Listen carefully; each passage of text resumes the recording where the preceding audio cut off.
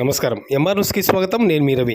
నెల్లూరు జిల్లా కావలి పట్టణంలోనే గురువారం ఏరియా వైద్యశాల నందు శ్రీశ్రీ ఫౌండేషన్ ఆధ్వర్యంలో రోగులకు మరియు బాలింతలకు వారు స్వీట్లను పండ్లను పంపిణీ చేశారు.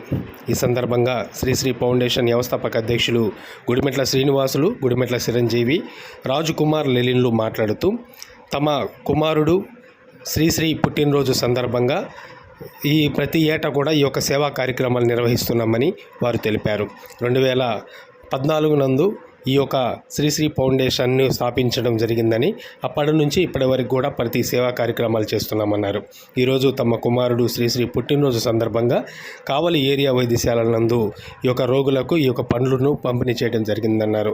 అనంతరం అన్నదాన కార్యక్రమాలు, అలాగే బీసీ హాస్టల్లో కూడా ఈ యొక్క స్వీట్లు పండ్లను పంపిణీ చేసే కార్యక్రమాన్ని చేస్తున్నామని వారు తెలిపారు.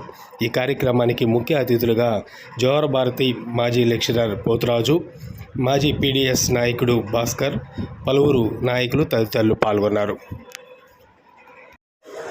2014 సంవత్సరంలో నాన్న కుమారుడు గుడిమెట్ల శ్రీశ్రీ పేరు మీద ఫౌండేషన్ స్థాపించి 2014 సంవత్సరం నుంచి గుడిమెట్ల శ్రీశ్రీ పుట్టినరోజు మార్చి 28వ తేదీన అనేక సేవా కార్యక్రమాలు చేస్తూ ఉన్నాం.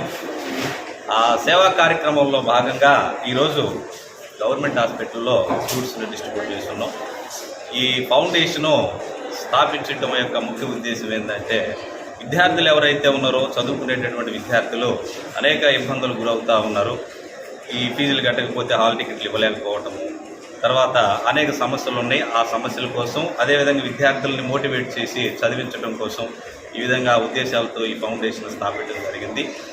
ఈ కార్యక్రమానికి ముఖ్య అతిథులుగా మన Jawahar Bharati junior college principal Poturaj sir, అదేవిధంగా సామాజిక కార్యకర్త భాస్కర్ అన్న, అదేవిధంగా